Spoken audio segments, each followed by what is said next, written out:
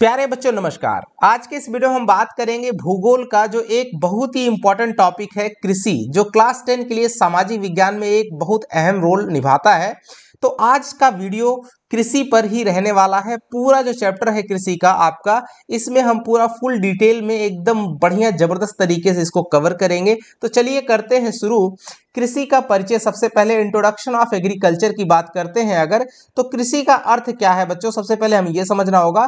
भूमि से फसल, फल, सब्जी तथा पशुपालन से उत्पादन करना। राइट, कृषि का मतलब क्या है? भूमि से फसल, फल, सब्जी और पशुपालन से, इन सब से हमको क्या करना होता है? उत्पादन, यही कृषि है। भारत कृषि प्रधान देश है, ये याद रखना। लगभग 65% लोग सीधे या परोक्ष रूप से, डायरेक्टली या इनडायरेक्टली, कृषि पर निर्भर करते हैं बच्चों। रोजगार, खाद्य सुरक्षा, कच्चा माल और निर्यात, सब में जो है कृषि की मुख्य भूमिका है। तो ये रहा एक बेसिक सा इंट्रोडक्शन। हमारे यहाँ 65 यानी कि 100 में से 65 आदमी लगभग सीधे या फिर परोक्ष रूप से, यानी डायरेक्टली इनडायरेक्टली जो है कहीं ना कहीं एग्रीकल्चर पर डिपेंड करते हैं। अब हम बात करते हैं बच्चों, काफी इंपॉर्टेंट जो टॉपिक आता ही आता है एग्जाम में, कृषि के प्रकार पूछता है, टाइप्स ऑफ फार्मिंग, यानी कितने प्रकार की जो कृषि होती है, हम उनको बात करते हैं आपके साथ में। सबसे पहली जो कृषि है वो उसको आजीविका कृषि बोलते हैं। देखो ये सब छोटी छोटी जो नाम है ये आते रहते हैं, आपको इन सबको समझ के चलना है बच्चों। इंग्लिश में इसे सब्सटेंस फार्मिंग बोलते हैं, सब्सटेंस फार्मिंग, आजीविका कृषि। जैसे इसका नाम है आजीविका कृषि, तो एक्चुअली ये जो छोटे छोटे खेतों में जो कृषि करते हैं जो हमारे किसान भाई, वो सब आजीविका कृषि के ही, मतलब कि आजीविका चलाने के लिए कृषि, ऐसा समझ लो।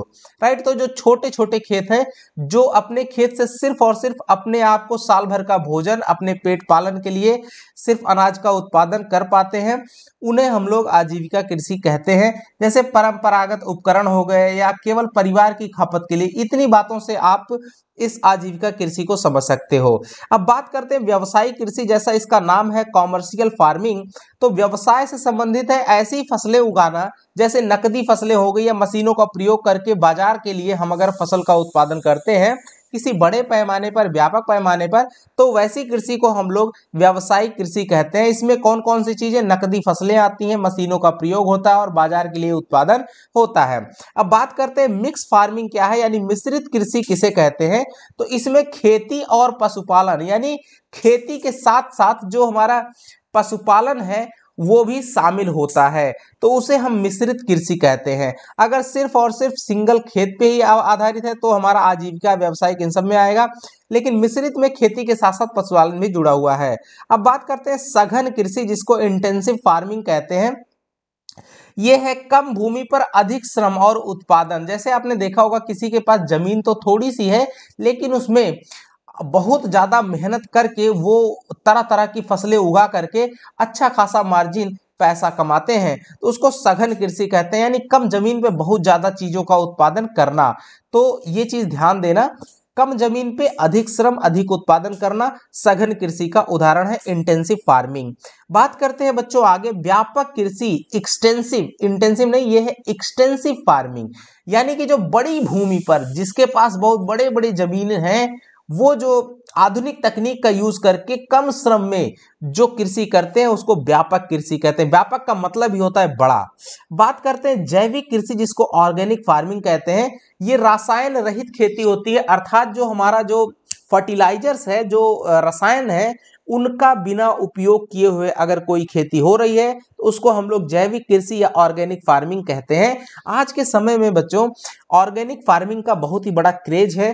लोग, बहुत सारे जो कंपनीज है, ऑर्गेनाइजेशंस है, ऑर्गेनिक फार्मिंग को बढ़ावा देने के लिए आगे आ रहे हैं। शुष्क क्षेत्र कृषि, ड्राई फार्मिंग, यानी कि ऐसी कृषि जहां पर पानी कम हो, यानी कि वो सिर्फ और सिर्फ टोटली वर्षा पर डिपेंड हो। राइट, सिंचाई के साधन कम हो, वो सिर्फ और सिर्फ वर्षा पर आधारित जो कृषि होती है उसको हम लोग शुष्क से क्षेत्र कृषि कहते हैं। जैसे राजस्थान का जो इलाका है वहां सब शुष्क क्षेत्र कृषि होती है, जो कि वर्षा पर ही आधारित होती है।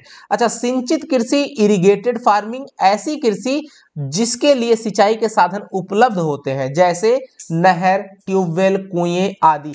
ये सब सिंचाई के साधन, जैसे अपने झारखंड में यहाँ तो सिंचाई के साधन कम है, लेकिन जैसे उत्तर प्रदेश, जो हमारा उत्तर प्रदेश है, बिहार है, जो हरियाणा है, पंजाब है, जो मतलब प्लेन रीजन है, समतल मैदान है, वहां पर आपको नहर, ट्यूबवेल, कुएं ये सबसे सिंचाई के साधन मिल जाएंगे। तो वहां पर सिंचित कृषि भारी मात्रा में होती है। तो आई होप कि बच्चों आप सभी को कृषि कितने प्रकार की होती है और कैसी कैसी कृषि होती है उन सबके कैटेगरी को आप समझ पाए होंगे। अब बात करते हैं प्रमुख फसलों की, मेजर क्रॉप्स, फसलों को बोलते हैं क्रॉप्स बच्चों। तो प्रमुख फसलें, मेजर क्रॉप्स कौन कौन सी हैं? तो सबसे पहले बात करें अगर फूड क्रॉप्स, यानी कि भोजन के लिए यूज होने वाली फसलें, खाद्यान्न क्रॉप जिनको बोलते हैं, जैसे इसमें हुआ धान, गेहूं, मक्का, ज्वार, बाजरा। राइस बोलते हैं धान को, व्हीट गेहूं को, मेज बोलते हैं मक्का को, ज्वार ज्वार होता है और बाजरा का इंग्लिश बाजरा। अच्छा, धान कहाँ पे होता है? सबसे पहले अगर हम बात करते हैं तो धान बच्चों कहाँ पे होता है? अधिक वर्षा और आर्द्र जलवायु, आर्द्र का मतलब जहां नमी होती है, राइट। मुख्य राज्य कौन कौन से हैं? पश्चिम बंगाल, उत्तर प्रदेश, पंजाब। इन प्रमुख राज्यों में धान की खेती जबरदस्त होती है। अब बात करें गेहूं, तो गेहूं ठंडी जलवायु में होता है, ध्यान देना। धान कहाँ होता है? अधिक वर्षा और आर्द्र जलवायु, नमी वाली जलवायु में, जबकि गेहूं ठंडी जलवायु में। प्रमुख राज्य कौन कौन से? उत्तर प्रदेश, पंजाब और हरियाणा। ये 3 राज्य ऐसे हैं जहां पे गेहूं का उत्पादन भारी मात्रा में होता है। अब बात करें मक्का की, तो मक्का जो है मध्य तापमान के लिए होता है। जो राज्य हैं आपके बिहार, कर्नाटक, मध्य प्रदेश, इन सभी राज्यों में आपका मक्का का उत्पादन अच्छा खासा होता है। अब बात करें ज्वार, ज्वार शुष्क क्षेत्र की फसल है, यानी कि जहां पे मतलब कम मात्रा में पानी की मात्रा कम होती है, जहां सूखा इलाका रहता है, जैसे महाराष्ट्र, कर्नाटका, राइट, यहाँ सब जो है ज्वार की फसल काफी होती है। बाजरा गर्म और शुष्क क्षेत्र, देखिए इसके साथ ही जहां पर हॉट रीजन है, गर्म रीजन है, और शुष्क क्षेत्र, सूखा रीजन है, दोनों। जैसे राजस्थान का जो सबसे बड़ा उत्पादक है ज्वार का, बाजरा का सबसे बड़ा उत्पादक कौन है? राजस्थान। याद रखना बच्चों इस क्वेश्चन को, राइट। धान सबसे ज्यादा कहां होता है? पश्चिम बंगाल, उत्तर प्रदेश, पंजाब। गेहूं कहां होता है? उत्तर प्रदेश, पंजाब, हरियाणा। मक्का कहां होता है? बिहार, कर्नाटक, मध्य प्रदेश। अच्छा, धान सबसे ज्यादा उत्पादन कौन करता है? अगर स्पेशली किसी राज्य की बात करें तो पश्चिम बंगाल धान का सबसे ज्यादा, वेस्ट बंगाल सबसे ज्यादा धान का उत्पादन, गेहूं सबसे ज्यादा यूपी, राइट। मक्का, मक्का आपका बिहार, कर्नाटक, मध्य प्रदेश, इन सब जगहों पे। ज्वार कहाँ होता है? महाराष्ट्र, कर्नाटका। बाजरा के लिए राजस्थान सबसे बड़ा उत्पादक होता है। याद रखना बच्चों, इन सबसे एमसीक्यूज क्वेश्चन भी आते हैं, लॉन्ग आंसर क्वेश्चन भी आते हैं, तो आप इजीली इनकी मदद से बना सकते हैं। अब बात करते हैं कैश क्रॉप, जिनको नकदी फसलें कहते हैं, मतलब ऐसी फसलें जिनको उगाने पे हमको सीधे मार्केट में ले जाते हैं और सीधा हमको पैसे के लिए ही उनको हम उगाते हैं, राइट। तो ऐसी कौन कौन सी फसलें हैं? जैसे शुगर केन यानी गन्ना, इसका सबसे बड़ा उत्पादक उत्तर प्रदेश, महाराष्ट्र और कर्नाटका है। कपास हो गई, ये भी नकदी फसल है जो कि काली मिट्टी में प्रमुखता होती है। महाराष्ट्र और गुजरात में ये प्रमुख रूप से उगाई जाती है। जूट की बात करें, अधिक वर्षा वाले क्षेत्रों में होती है, जैसे पश्चिम बंगाल इसका प्रमुख उत्पादक है। चाय की बात करें तो असम, पश्चिम बंगाल और तमिलनाडु ये इसके प्रमुख उत्पादक राज्य हैं। कॉफी कर्नाटका, केरला और तमिलनाडु में होती है। याद रखना, कॉफी का से कर्नाटका, का से केरला, राइट। कॉफी कर्नाटका, केरला। तो यहाँ पे आपका उत्पादन कॉफी का बहुत होता है। तेलहन, जिसको ऑयल सीड्स बोलते हैं, यहाँ मूंगफली जो कि गुजरात में होती है, सरसों जो कि राजस्थान और उत्तर प्रदेश में होती है। तो ये तिलहन की फसलें हैं, मूंगफली हो गई, सरसों हो गई, राइट, ये सब। अब बात करते हैं बच्चों की कृषि के लिए जो हमारे लिए जो कृषि के लिए जो कृषि हेतु मिट्टी है, सॉइल्स ऑफ एग्रीकल्चर, राइट, उसकी बात करते हैं। कौन सी मिट्टी में कौन सी फसल का उत्पादन अच्छा होता है? हाँ, तो मिट्टी वाला जो है आपको पहले ही आपको जो भारत की नदियां हैं वहां पे मिट्टी के बारे में ही बताया गया है।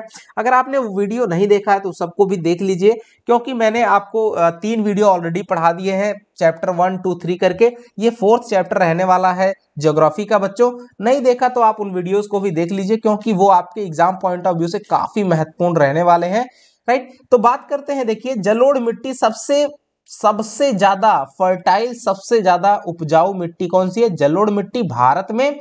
वहां क्या कौन कौन सी प्रमुख फसलें उगती हैं जलोढ़ मिट्टी में? गेहूं, धान और गन्ना। काली मिट्टी ब्लैक सॉइल, सबसे ज्यादा अच्छा उत्पादन किसका होता है? कपास का। लाल मिट्टी किसके लिए फेमस है? मूंगफली के लिए। याद रखना ये सब ऐसे डायरेक्ट क्वेश्चन पूछे जाते हैं। लेटेराइट मिट्टी किसके लिए? चाय और कॉफी के उत्पादन के लिए। मरुस्थलीय मिट्टी किसके लिए? बाजरे के लिए, राइट। तो बाजरा राजस्थान में सबसे ज्यादा, चाय कॉफी केरला और कर्नाटका में, मूंगफली रेड सॉइल, ब्लैक सॉइल कपास वेस्ट बंगाल, जलोढ़ मिट्टी धान गेहूं गन्ना जैसा आपका उत्तर प्रदेश पंजाब और हरियाणा हो गया। चलिए बात करते हैं आगे, कृषि को प्रभावित करने वाले कारक कौन कौन से? फैक्टर अफेक्टिंग एग्रीकल्चर, जैसे जलवायु और वर्षा यानी क्लाइमेट एंड रेनफॉल, मिट्टी प्रभावित करती है, और सिंचाई इरिगेशन, बीज और उर्वरक सीड्स एंड फर्टिलाइजर्स प्रभावित करते हैं, और तकनीकी साधन जो होते हैं टेक्नोलॉजी वो भी कृषि को प्रभावित करते हैं। बाजार और सरकारी नीतियां भी एग्रीकल्चर को प्रभावित करती है, यानी market and government policies, right. तो ये सारे जो फैक्टर्स हैं जो कि कृषि एग्रीकल्चर को प्रभावित करते हैं बच्चों, इनको याद रख लेना है। अगर क्वेश्चन आता है कृषि को प्रभावित करने वाले कारकों को लिखिए या उनका वर्णन कीजिए, तो आप फटाक से इन सबको लिख सकते हैं। अब बात करते हैं प्रमुख कृषि क्षेत्र यानी मेजर एग्रीकल्चर रीजन्स कौन कौन से हैं। तो जैसे गंगा का मैदान, इंडो गैंगेटिक प्लेन्स बोलते हैं, यहाँ पे धान और गेहूं ये प्रमुखता होते हैं। दक्कन का पठार, डेक्कन प्लेट्यू जिसे कहते हैं, कपास और ज्वार के लिए फेमस है। उत्तर पश्चिम भारत यानी नॉर्थ वेस्ट इंडिया में गेहूं और सरसों होती है। पूर्वोत्तर भारत नॉर्थ ईस्ट इंडिया में चाय और जूट प्रमुखता से होता है। अब बात करते हैं कृषि में आधुनिक तकनीकी यानी मॉडर्न टेक्निक्स इन एग्रीकल्चर। तो हरित क्रांति याद रखना, वेरी इंपॉर्टेंट। उच्च उपज किस्म की और उर्वरक सिंचाई के लिए, राइट, यानी हाई उपज के लिए, ज्यादा उपज के लिए कौन सी क्रांति हुई थी? हरित क्रांति, ग्रीन रिवोल्यूशन बोलते हैं। श्वेत क्रांति किससे संबंधित है? दुग्ध उत्पादन, यानी दुग्ध उत्पादन को बढ़ावा देने के लिए श्वेत क्रांति हुई थी। नीली क्रांति किससे संबंधित है? मछली पालन को बढ़ावा देने के लिए ब्लू रिवोल्यूशन यानी नीली क्रांति। ड्रिप और स्प्रिंकल सिंचाई के माध्यम से हम कृषि में आधुनिक तकनीक का यूज कर सकते हैं, जैसे ड्रिप और स्प्रिंकलर सिंचाई का तरीका अपना के। और क्या? कृषि मशीनों का यूज, जैसे फार्म मशीनरी, जैसे ट्रैक्टर और हार्वेस्टर का यूज हम लोग करते हैं कृषि में आधुनिक तकनीकों के रूप में। अच्छा, कृषि की समस्याएं क्या क्या हैं? तो अब बात अगर हम कर लें प्रॉब्लम्स इन एग्रीकल्चर, तो वर्षा पर निर्भरता सबसे बड़ी प्रॉब्लम, छोटे छोटे खेत होना हमारे यहाँ सबसे बड़ी प्रॉब्लम है। मिट्टी की उर्वरता में कमी आ रही है जो कि फर्टिलाइजर के चक्कर में हो रही है। सिंचाई और भंडारण में कमी आ रही है, समस्या ही समस्या है। रासायनिक उर्वरकों का अति प्रयोग, ज्यादा से ज्यादा इसका प्रयोग कर रहे हैं जिस वजह से दिक्कत आ रही है। तो ये सब इसकी क्या है? समस्याएं हैं कृषि की। अच्छा, इनको सॉल्व करने के लिए हमारे पास क्या सॉल्यूशंस हैं, यानी समाधान क्या क्या है? तो हमको वैज्ञानिक तकनीकी अपनाना चाहिए, उन्नत बीज और संतुलित उर्वरक का यूज करना चाहिए, आधुनिक सिंचाई के साधन का उपयोग करना चाहिए, फसल विविधीकरण का उपयोग करना चाहिए, कृषि शिक्षा और अनुसंधान पे बात करनी चाहिए, और सरकारी योजनाएं व इनाम मंडी की स्थापना करनी चाहिए।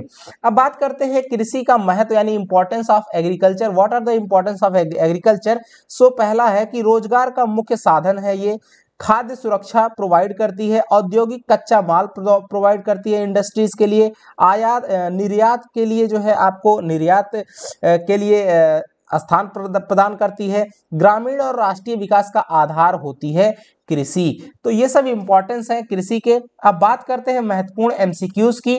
तो यहाँ पे मैंने सीधे वन वर्ड में लिखे हैं, ये एमसीक्यूज के टॉप मोस्ट क्वेश्चंस हैं बच्चों। तो फटाफट देखिए कौन कौन से क्वेश्चन है, आप फटाक से जो भी आपने ऊपर में पढ़ा वहीं से संबंधित है। भारत की अर्थव्यवस्था की रीढ़ कौन सी है? कृषि कहलाती है। सर्वाधिक धान उत्पादन करने वाला राज्य कौन सा है? पश्चिम बंगाल। गेहूं की उपयुक्त बुवाई का तापमान कितना होना चाहिए? 10 डिग्री सेंटीग्रेड से 15 डिग्री। याद रखना इन सब प्रश्नों को, राइट, ये डायरेक्ट आपके क्वेश्चन में एग्जाम में पूछे जाएंगे। कपास किस मिट्टी में उगती है? तो ब्लैक सॉइल में। गन्ने का दूसरा सबसे बड़ा उत्पादक राज्य महाराष्ट्र, सबसे बड़ा यूपी, राइट, उसके बाद महाराष्ट्र। जूट उत्पादन में अग्रणी राज्य कौन सा है? वेस्ट बंगाल। चाय उत्पादन में प्रथम राज्य कौन सा है? आसाम। कॉफी उत्पादन में अग्रणी राज्य कर्नाटका। कर्नाटका में एक कोडागू है जगह, कोडागू, राइट, ये फेमस है आपका कॉफी के लिए।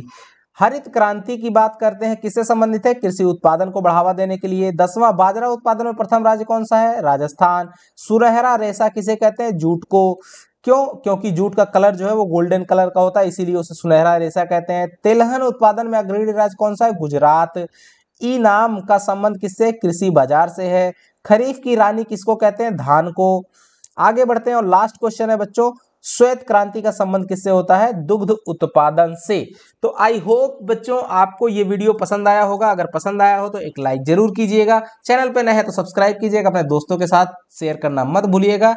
मिलेंगे अगले वीडियो के साथ में, तब तक के लिए नमस्कार, जय हिंद बच्चों।